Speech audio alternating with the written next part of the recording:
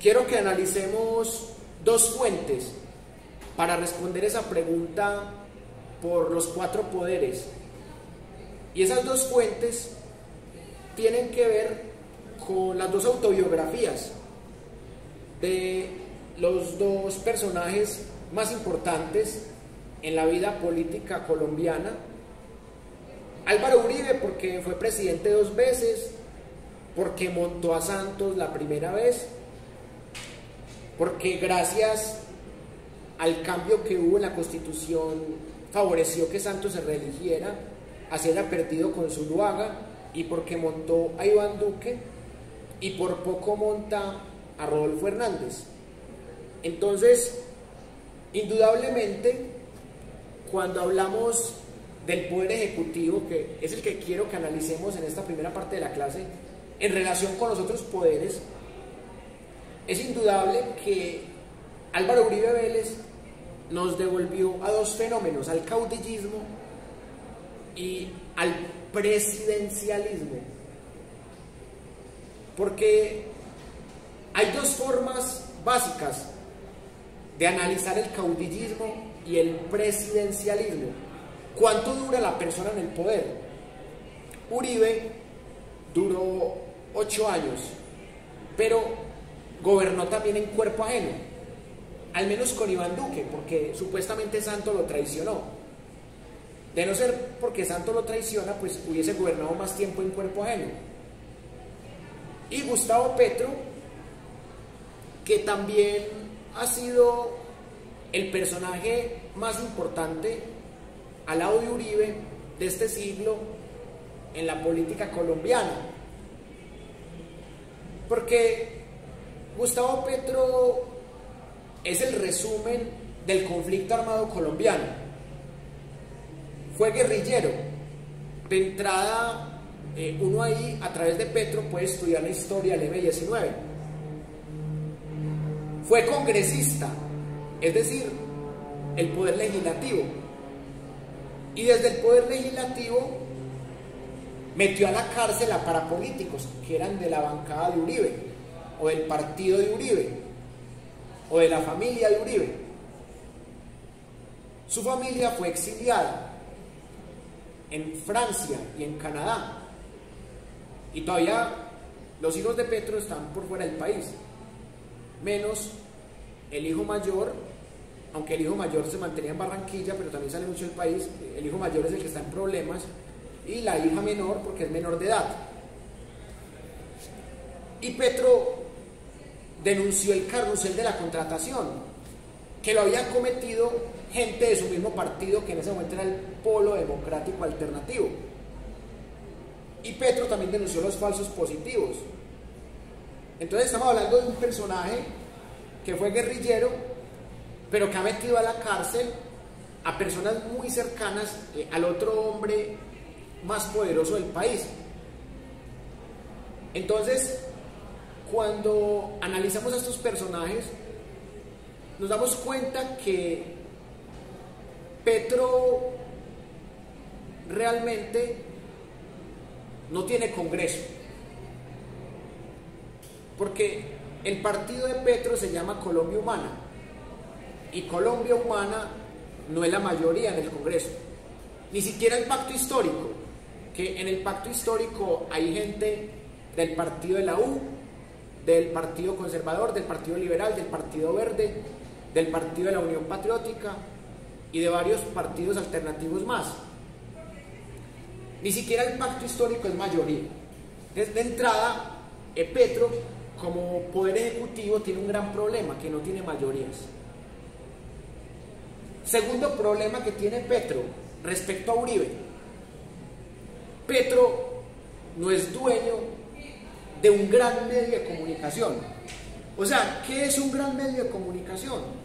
Un medio que tenga poder televisivo, que tenga poder en redes sociales, un medio que tenga por lo menos 2-3 millones de suscriptores en YouTube, como pasa con RCN y Caracol. Ni Petro ni la familia de Petro son dueños de los medios más poderosos del país.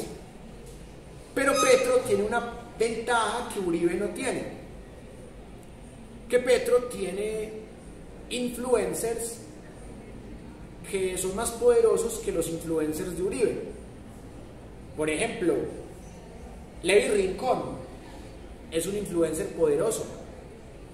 Una persona que haga un video y que ese video lo vean más de 100.000 personas es alguien que, no digamos que igual, pero que sí le compite un poco a la audiencia que tiene Caracol y RCN y Semana.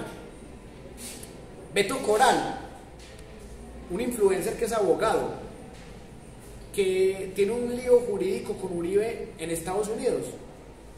Beto Coral es otro influencer poderoso de Petro. Alejo Vergel es doblemente poderoso porque Alejo Vergel tiene 2 canales de YouTube con muy buena cantidad de suscriptores.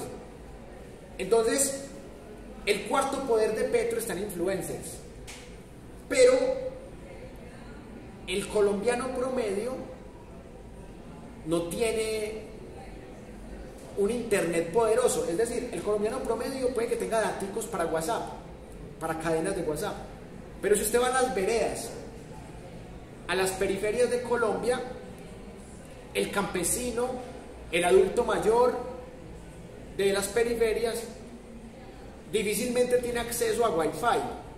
De pronto tiene por ahí daticos, pero no tiene datos para Facebook o para YouTube. Mucho colombiano no tiene datos ni Wi-Fi. La conectividad todavía no es tan grande. Entonces, Uribe tiene una gran ventaja sobre Petro. Y tiene un dominio sobre los medios que le llegan a gente que no tiene Wi-Fi. Usted se va a cualquier vereda del país, cualquier municipio pequeño, y tiene ahí su televisorcito o Caracol o RCN, básico. Y en Caracol y RCN venden los hechos como le conviene al uribismo y como no le conviene a Petro. Entonces ahí es un pulso entre influencers, que Uribe también tiene influencers, el mismo Miguel Polo Polo es un congresista influencer. O sea que ahí donde usted lo ve, Miguel Polo Polo es doblemente poderoso porque tiene buenos seguidores en redes sociales, una cantidad interesante, y tiene un poder parlamentario. De los 4 poderes, Miguel Polo Polo está metido en 2. Otro, J.P. Hernández, lo mismo que Miguel Polo Polo. J.P. Hernández, sin ser uribista, es antipetro. Entonces, si vos tenés a Caracol, a RCN, a gente que solamente lee El Colombiano, El Tiempo, y gente que solamente ve a Miguel Polo Polo y a J.P. Hernández, de los que manejan datos o Wi-Fi, vos tenés ahí un poder mediático bueno para competirle al presidente. O sea, es un arma de doble filo también, como el tema del Congreso. ¿Por qué es un arma de doble filo? Porque el hecho que la gente pueda opinar sin ser exiliada habla bien del gobierno de Petro. Si el gobierno de Petro fuera como los 2 gobiernos de Uribe, Polo Polo estaría en Canadá o estaría en Francia, como el hacker de la fiscalía, que el hacker de la fiscalía es un exiliado de Uribe, porque destapó el paramilitarismo en el gobierno de Uribe desde la fiscalía. Sergio Camargo, el autor del libro Narcotraficante 82, está exiliado en Francia porque denunció y citó el informe en donde Álvaro Uribe, en septiembre de 1991, aparecía como el narcotraficante 82. Virginia Vallejo, que era la amante de Pablo Escobar, reina de belleza y periodista, está exiliada porque escribió un libro sobre Pablo Escobar en donde vincula a Álvaro Uribe con el cartel de Medellín, con los Ochoa y con Pablo Escobar. Gonzalo Guillén, el que inventa el término de matarife para referirse a Uribe, Gonzalo Guillén también está exiliado. Daniel Mendoza Leal, el de la serie Matarife, está exiliado en Francia. Entonces uno se pone a mirar, y si uno con el tiempo ve que Petro empieza a tener exiliados como Uribe, uno ya empieza a decir, uy, eso es una dictadura, porque mire todos los exiliados que hay. ¿Qué dice el compañero? Realmente el tema de Uribe no solamente va a estar ahí, sino pues todas las cosas que hay de acuerdo al inicio en sí del papá, con el tema Sí, claro.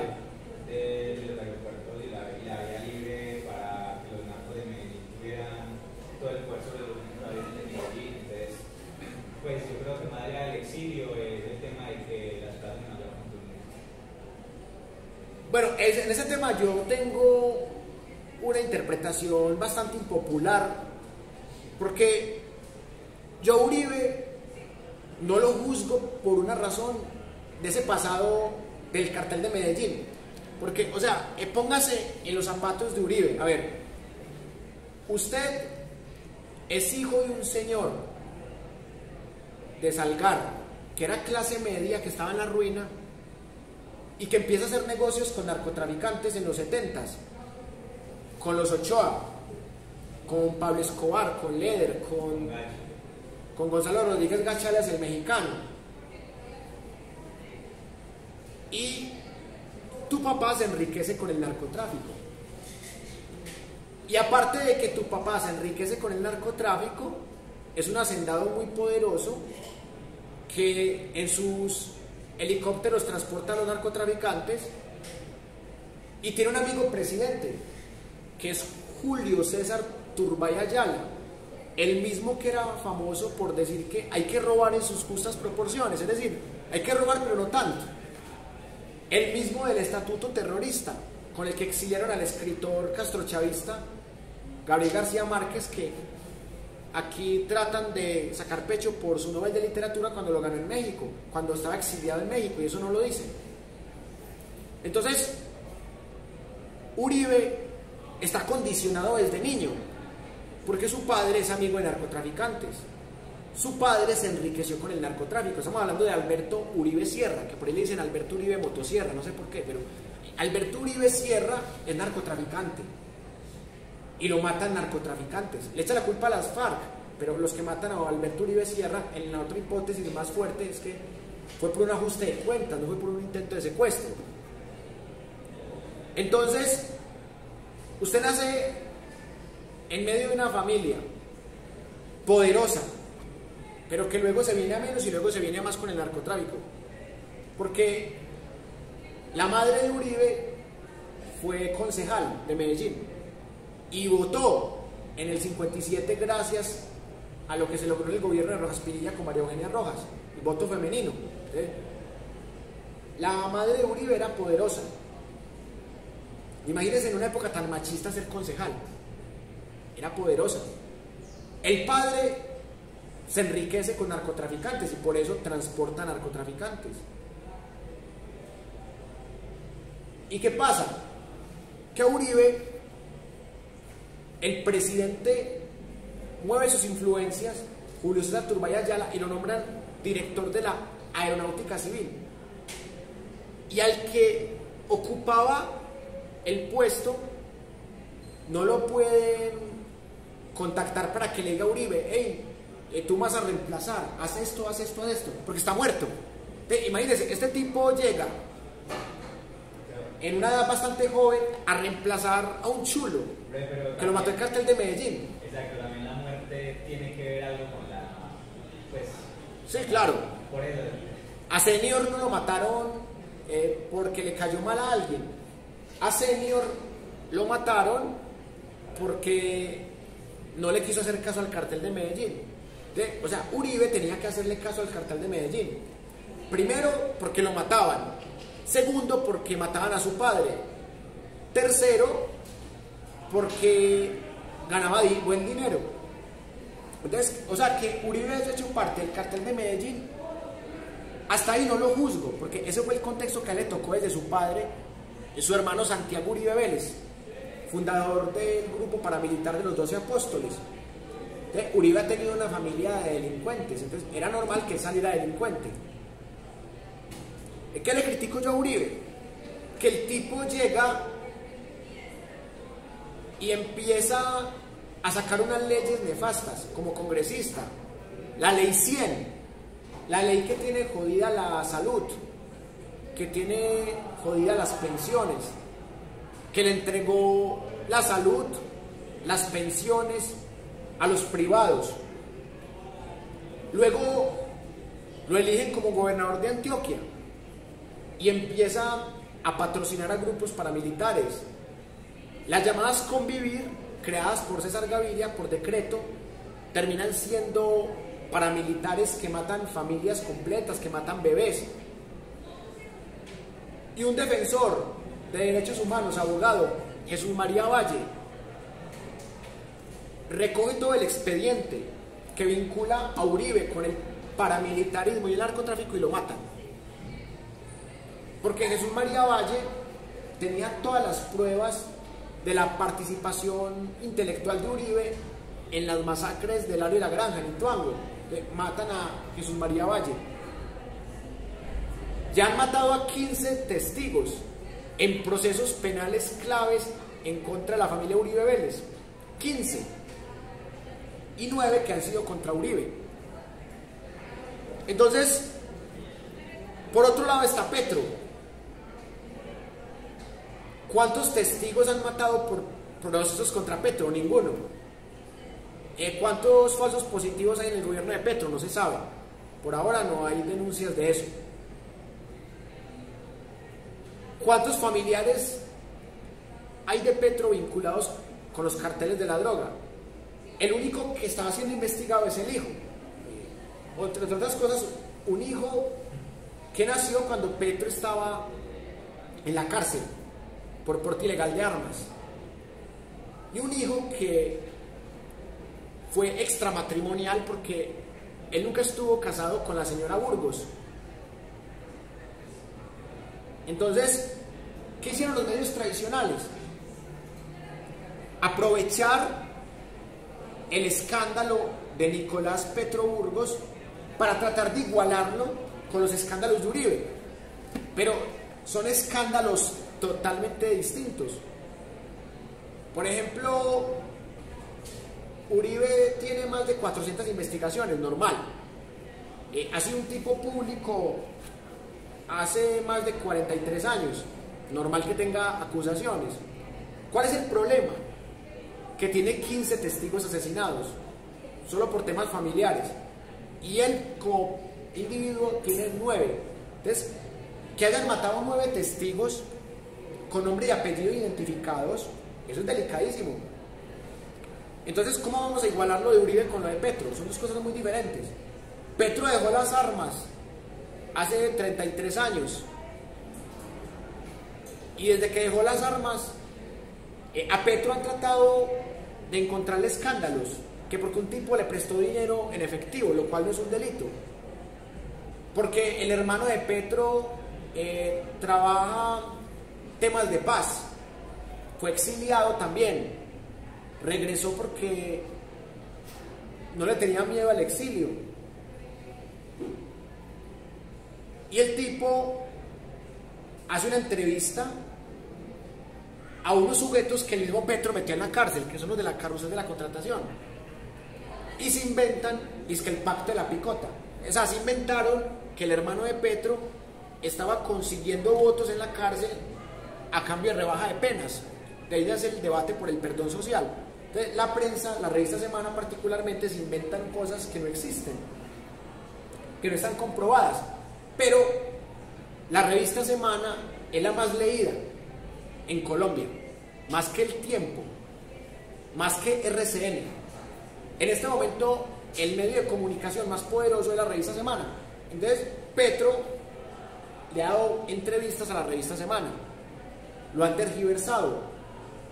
Ahorita hablaremos de Francia Márquez.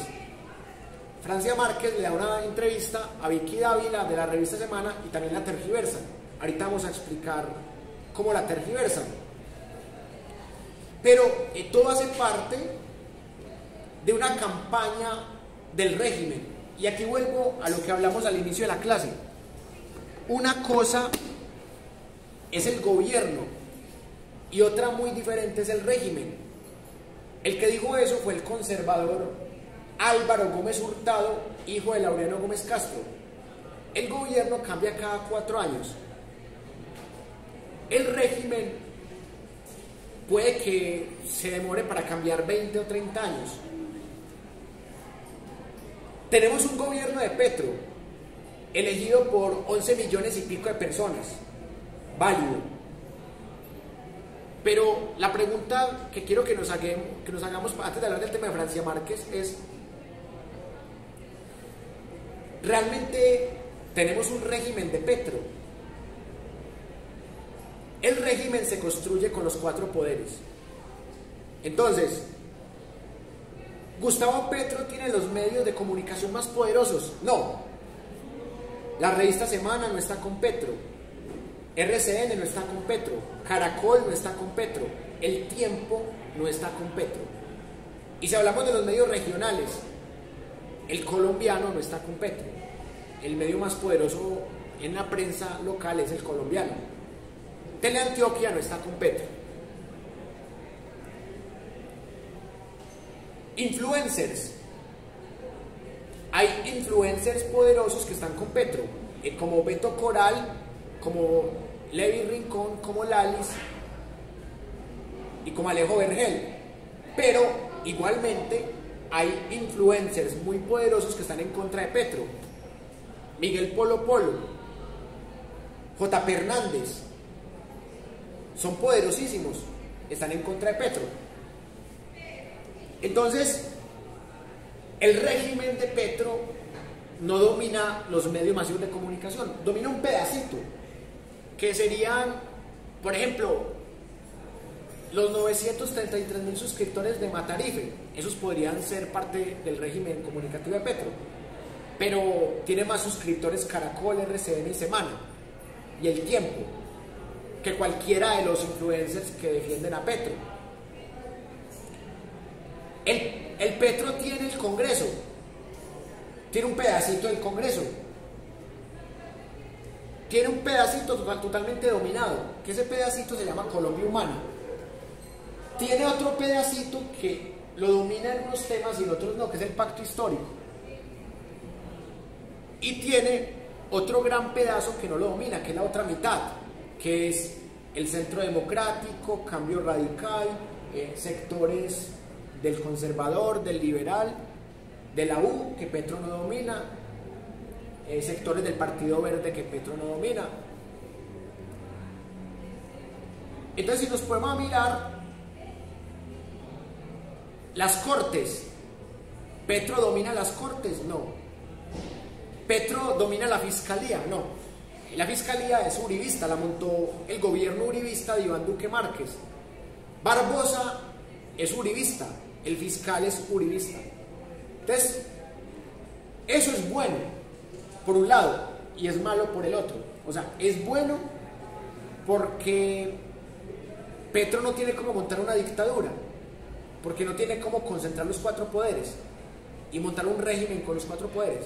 Y es malo porque Petro no tiene la suficiente gobernabilidad para hacer todas las reformas que le propuso a la gente que votó por él y que son para todo el pueblo colombiano. Y por eso, desde medios alternativos se ha dicho que, que Petro no debería darle entrevistas a los medios tradicionales. Yo considero que sí, pero también Petro debe ayudar a que los medios alternativos crezcan. Entonces, ahí sale la encuesta de la Presidencia de la República que se llama Directorio Nacional de Medios Comunitarios Alternativos.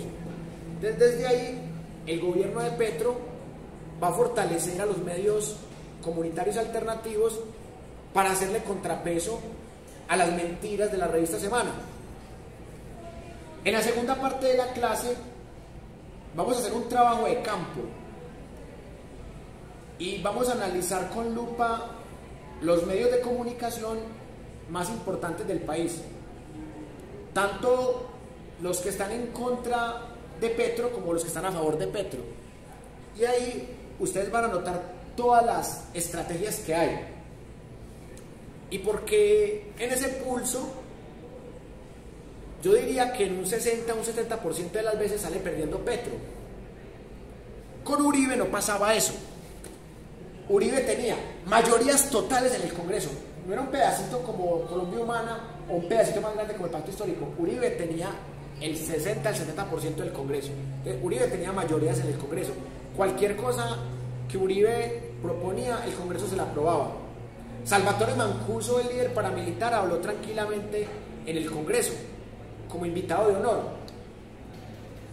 La mayoría del Congreso era parapolítico, no pasó nada. Petro los denunció, pero algunos sí pagaron cárcel, otros lograron escaparse. Uribe tenía todos, absolutamente todos los medios a su favor. RCN, Caracol, y paradójicamente en esa época Semana no era tan famoso, porque Semana solamente era de prensa, no era de televisión, y en esa época no había poder de redes sociales. Entonces, en esa época Semana era antiuribista, para que vean ustedes las ironías de la vida.